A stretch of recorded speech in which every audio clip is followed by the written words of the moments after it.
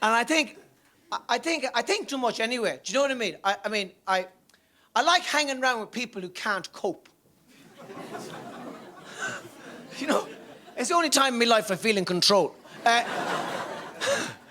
I was in New York recently and I was hanging around with these guys. I went down to watch these chess hustlers in Washington Square. All these kind of homeless dudes and their fucking long hair, and they can't tie their shoelaces or pay rent, but they can play chess against 20 different people at the same time. It's basically autism on parade, but they're fucking incredible.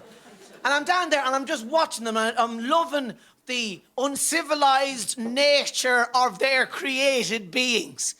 And there's a few chess hustlers hanging around. And this young black guy is looking at him and he's there, "Hey, man, yo, man, you want a game, man?" I said, "No, thanks, I don't play."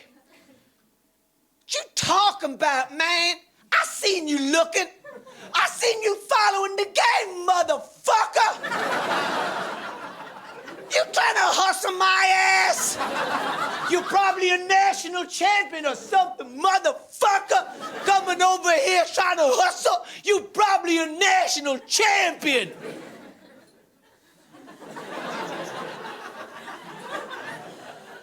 Maybe it was the way he was saying it.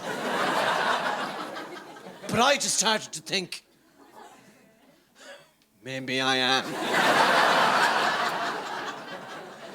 We'll see who's hustling who now, motherfucker. Come on.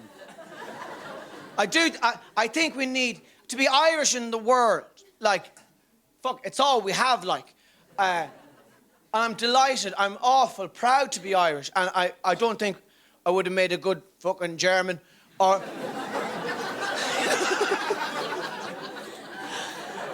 You know, I'm grateful for the opportunity. In the same way that national identity isn't much. It's ultimately only surface, really, isn't it? And below that, we're all the same. But as a kind of a frosted top yoke to be having, being Irish, I think, is all right because, you know, we're slightly uncivilized. There isn't an Irish person in this room who was more than a first cousin away from genuine psychiatric illness. And it's... That and the rain and the drink and Jesus is what gives us the little fucking twist. We're different, you know. We're the knackers of Europe, basically. Do you know what I mean? And we're special. Do you know, we used to be able to change into rabbits. Now that's a fucking fact. Irish people, if you read we're shapeshifters. Fucking shapeshifters. Somewhere in us is the ability to do that. If you read the old stories and someone is chasing you and they get too close, you just fucking... Shift. And you turn into a rabbit. Fucking shit. It's better than fucking Weight Watchers. Fucking shift. You read all those old Irish stories now, and they're not great, are they? They're just kind of the magic has gone out or something. And that's because I think they've been sanitized. We've housed and estated the magic out of our own heads.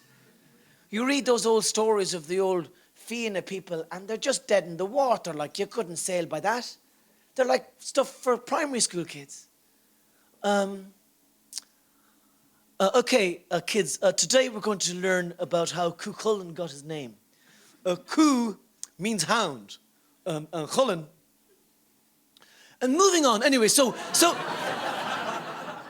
his original name was Setanta. And Setanta was walking through the woods and he was minding his own business. He was after having a game of hurling or something. And next thing you heard this big kind of a barking noise. And he turned around and, oh my God, the size of the dog that was coming after him. That is bullshit, isn't it? There's nothing. You have to go to that part of yourself that's not comfortable on a housing estate. You have to let your own inner itinerant tell you that story. before has in the kind of gravitas at all was searching for hard to hurrah. Now come alive then. I come alive then when perhaps Wesley wouldn't have expected it to come alive at all. I want you to worry. I want you to worry, man. No fucking been to my own. They're gonna hurt. Alright, so what the fuck is that? Come out to fuck every other Blake the job born on you. The size of him. I drove the ball down his throat. I say you're not fucking barking now, are ya?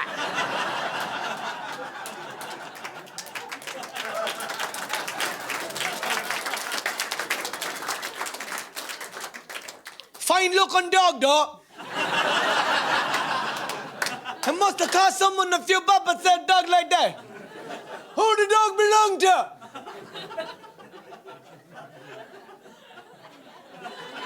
It belong to you. No, I'm your dog.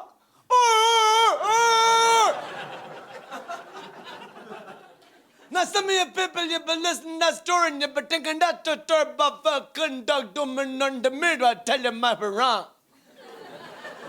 That story, one of the great pieces of psychological wisdom handed down from the ages, from Irish person to Irish person. That story about your demons and how you gotta learn to live with them, you can't be squishing them. Like the fella did in the story. He killed a dog and then he became a dog. His whole life was just about being a dog. There's nothing in that.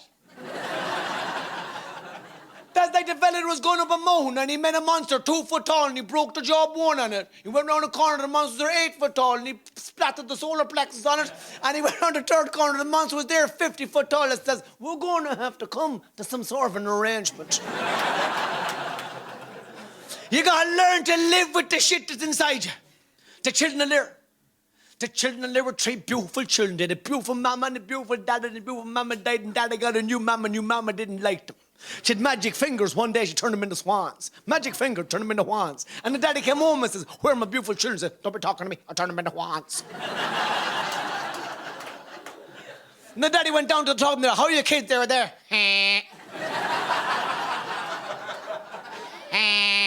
They couldn't make head nor tail of what they were saying. They lived there for 300 years, then they moved to Roscommon for 300 years, and then they moved back down to County Cork for 900 years, and they were turned back into people, but their hearts were broken. Now, I don't know what the fuck that story is about. I'm happy not knowing. We are a country full of lunatics.